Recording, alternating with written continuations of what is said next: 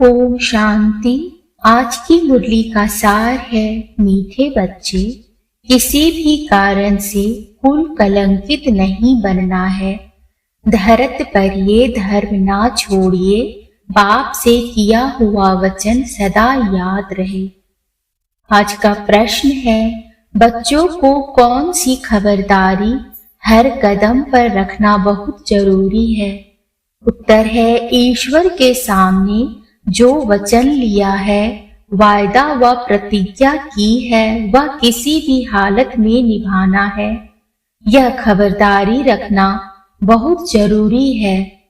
कभी भी बाप का बनने के बाद कीचक बन उल्टे कर्म नहीं करना। अगर उल्टा कर्म किया तो धर्मराज पूरा हिसाब लेंगे। मनमत व परमत पर नहीं चलना, हर कदम पर श्रीमत याद रखना। आज गीत बजा, तुम ही हो माता पिता तुम ही हो। ओम शांति। शिव भगवानुवाच, अपने बच्चों शालिग्रामों प्रति शालिग्राम आत्मा को कहा जाता है। बच्चे जानते हैं हमारा परम पिता परमात्मा है, जिसका नाम निराकार शिव ही है। व्यापारी लोग शिव बिंदु को कहते हैं। बाबा ने समझाया है, आत्मा भी बिंदु है, जो भ्रिकुटी के बीच में रहती है। चमकता है अजब सितारा, यह आत्मा की बात है।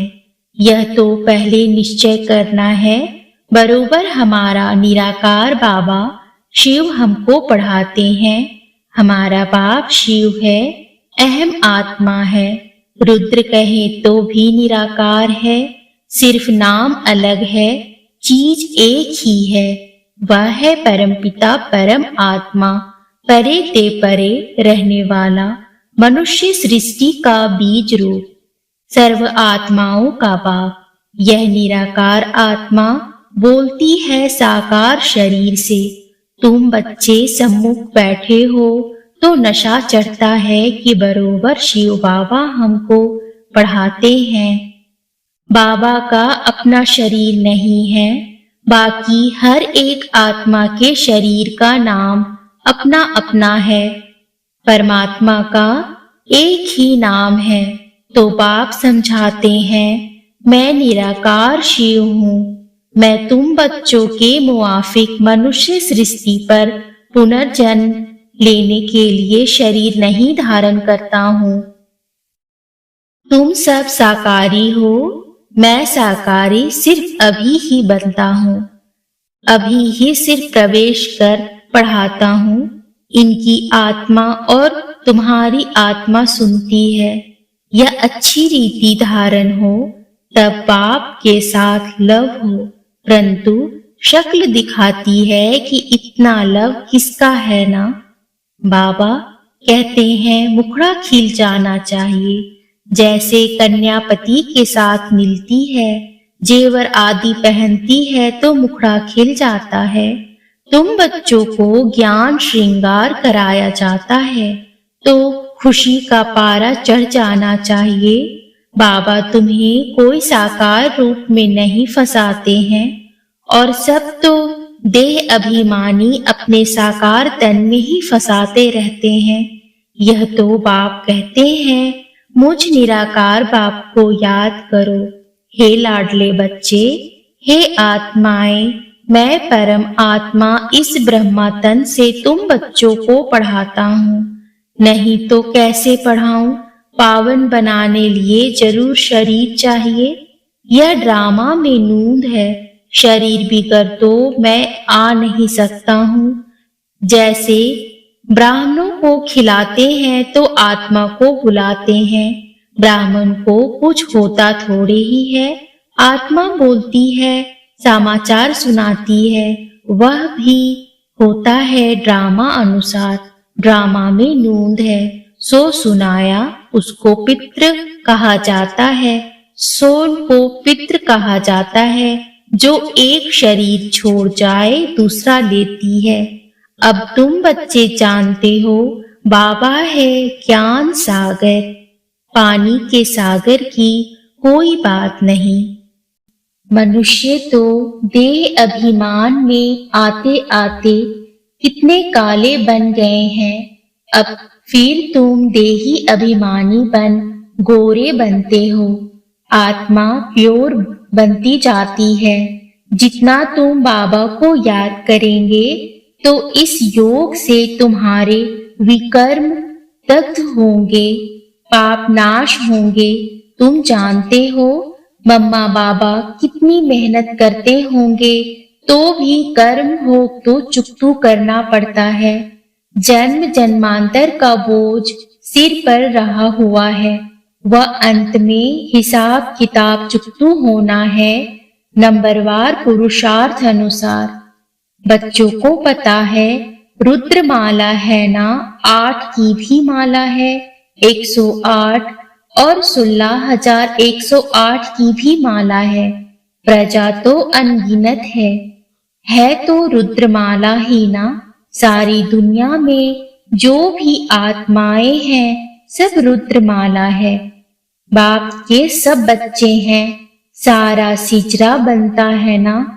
मनुष्य बहुत बड़ा सीजरा रखते हैं, फिर वह सरनेम पड़ जाता है। यह है श्री श्री शिव बाबा की माला। बाप कहते हैं बच्चे देही अभिमानी बनकर बाप को पूरा याद करना है। तुम अपने को आत्मा समझ बाप को याद करेंगे तो तुम्हारे विकर्म दग्ध होंगे, नहीं तो बहुत डंडे खाने पड़ेंगे। बाप बार बार कहते हैं बच्चे भूलो मत, परंतु फिर भी माया भुला देती है। बाप कहते हैं बच्चे अपने पास चार्ट रखो। कितना समय हम शिव बाबा को याद करते हैं। 1 घड़ी याद करना शुरू करो, फिर प्रैक्टिस बढ़ती जाएगी। ऐसी अवस्था जमाओ जो अंत में बाबा की याद रहे। ऐसी याद में रहने वाले ही विजय माला के 8 रत्न बनते हैं। मेहनत चाहिए, जितना जो करेंगे सो पाएंगे। सन्यासी लोग तो घर बार छोड़ जाते हैं, फिर महलों में आकर बैठते हैं। वास्तव में यह लॉ नहीं है। तुमको तो वहां अथाह सुख मिलता है।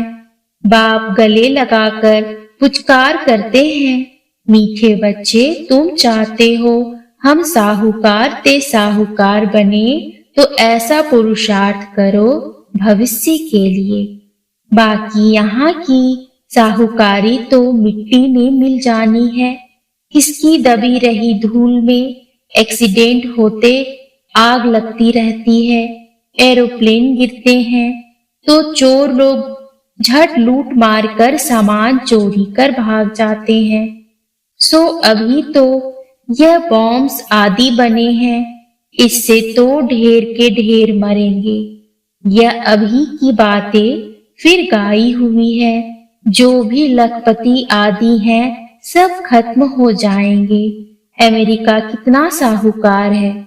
इस मृत्यु लोक में अमेरिका जैसे स्वर्ग है, परंतु पुण्य के पानी मिसल अर्थात मृग तृष्णा समान है। यह तुम जानते हो, वह खुद भी समझते हैं। मौत तो बेशक सामने खड़ा है, जरूर भगवान भी होगा ना। परमपिता परमात्मा आते ही हैं स्थापना और विनाश का कर्म कराने। करण करावन हार है ना। ब्रह्मा द्वारा स्थापना अब तुम बैठे हो ना। बच्चे ही ब्राह्मण कहलाते हैं।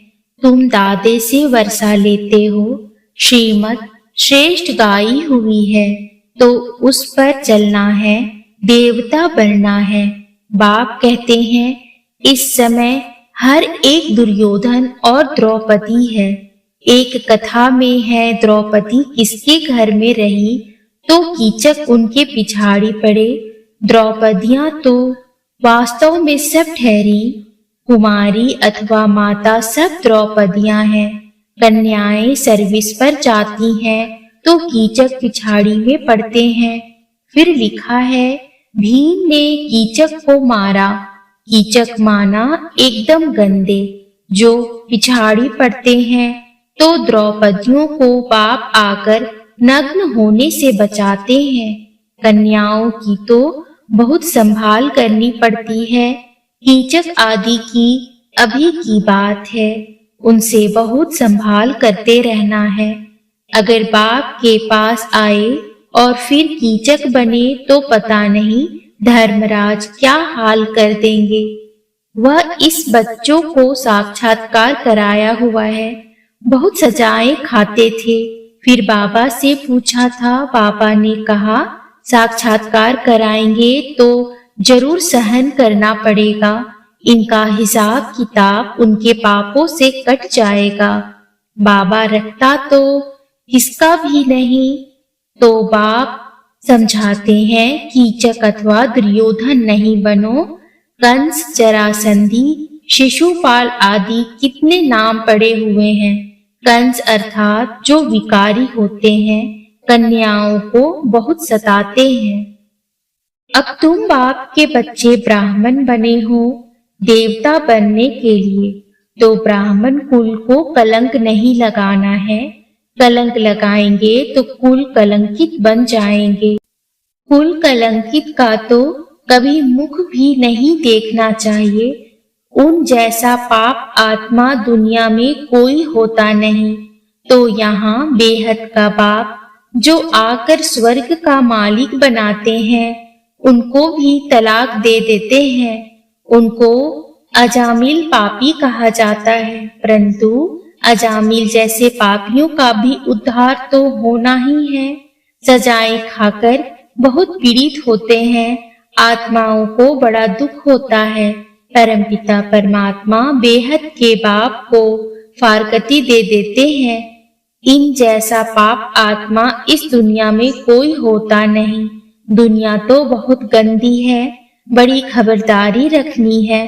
पहले पहले जब भट्टी में रहे तो कितनी माता पिता को संभाल करनी पड़ी। माया बड़ी जबरदस्त है, इसलिए बाबा कहते हैं, बच्चे इतनी ताकत है जो पवित्र रह बाप से वर्षा लो। बुद्धि कहती है जब हम बच्चे बने हैं तो बच्चे बनकर बाप का नाम बदनाम थोड़ी ही करेंगे। बाप कहते हैं, मैं आकर तुम बच्चों को पावन बनाने की कितनी मेहनत करता हूँ। पतित दुनिया पतित शरीर में आता हूँ, फिर भी कलंक लगाया तो याद रखना बहुत कड़ी सजाएं खानी पड़ेगी। यहाँ तो प्राप्ति बहुत है, स्वर्ग का मालिक बनते हो, लेकिन चलते चलते बाप का हाथ छोड़ा तो एकदम मिट्टी में मिल जाएंगे। सम्मुख रहने वालों को भी माया नाक से पकड़ लेती है, इसलिए बहुत खबरदार रहना है।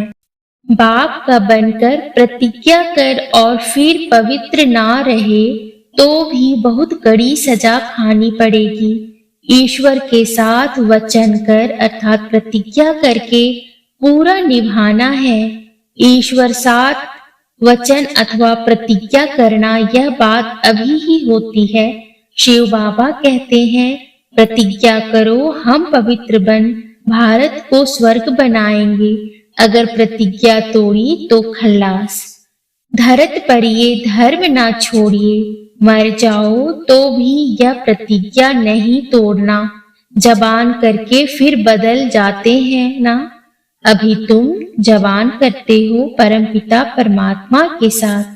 अगर जबान कर बदल गए तो धर्मराज द्वारा दंड बहुत खाना पड़ेगा। फल देने वाला तो बाप है ना, दान पुण्य का भी फल दिलाते हैं तो बाप की सजा भी दिलाते हैं। करण करावन हार है तो तुमको बड़ा खबरदार रहना है। यहाँ तो सम्मुख बैठे हो, बाहर में तो हंस को बगुलों के साथ रहना पड़ता है। बाप कहते हैं, गृहस्थ व्यवहार में रहते काके मामे चाचे को देखते एक बाप को ही याद करना है। यह कोई वह कॉमन सत्संग नहीं है जहाँ ढेर आकर इकट्ठे हों। वह क्रिश्चियन लोग तो एक ही बार लेक्चर में कितने क्रिश्चियन बना लेते हैं।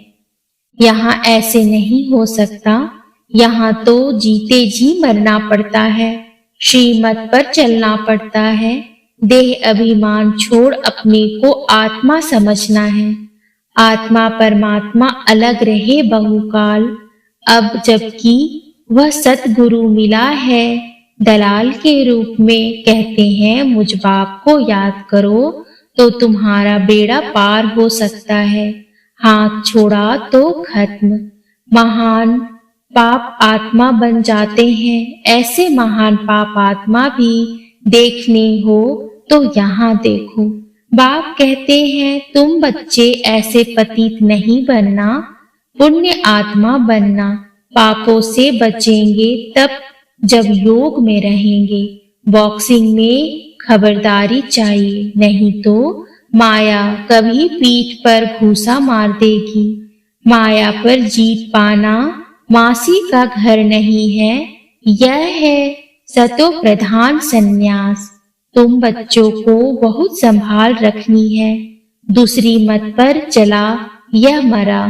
बाबा लिखते हैं, बाबा माया को कहो हम पर क्षमा करे। बाबा कहते नहीं, अभी तो माया को हम ऑर्डर करते हैं कि खूब तूफान मचाओ, दुख के विक्रमों के एकदम पहाड़ गिराओ, अच्छी तरह नाक से पकड़कर पथकाओ। देखो स्वर्ग के लायक हैं, ऐसे थोड़े ही कहेंगे कृपा करो आशीर्वाद करो। स्कूल में टीचर किस पर भी कृपा करते हैं क्या?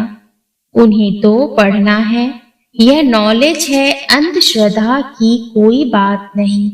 यह कोई कॉमन सत्संग नहीं है, यह है ईश्वरीय सत्संग। अच्छा, माता पिता बाप दादा का मीठे मीठे दे बच्चों प्रति नंबरवार पुरुषार्थ अनुसार याद प्यार और गुड मॉर्निंग। रूहानी बाप की रूहानी बच्चों को नमस्ते। रूहानी बच्चों के रूहानी बाप को नमस्ते नमस्ते नमस्ते बाबा नमस्ते। धारणा के लिए मुख्य सार है, पहला, बाप से जो प्रतिज्ञा की है उस पर कायम रहना है, कभी भी जबान दे बदलना नहीं है, बहुत बहुत खबरदार रहना है। दूसरा है, अपना और दूसरों का ज्ञान श्रृंगार करना है, कभी भी देह अभिमानी बन साकार शरीर में ना फंसना है, ना किसी को फंसाना है। आज का वरदान है, हर आत्मा को सेकंड में मुक्ति जीवन मुक्ति का अधिकार दिलाने वाले मास्टर सतगुरु भव। अभी तक मास्टर दाता व मास्टर शिक्षक का पाठ बजा रहे हो, लेकिन अभी सतगुरु के बच्चे बन गति और सदगति के वरदाता का पाठ बजाना है। मास्टर सतगुरु अर्थात संपूर्ण फॉलो करने वाले, सतगुरु के वचन पर सदा संपूर्ण रीति चलने वाले, ऐसे मास्टर सतगुरु ही सेकंड में नजर से निहाल करने अर्थात मुक्ति जीवन मुक्ति का अधिकार दिलाने की सेवा कर सकते हैं। आज का स्लोगन है, आज्ञाकारी बनो तो बाप दादा के दिल की दुआएं प्राप्त होती रहेगी। ओम शांति।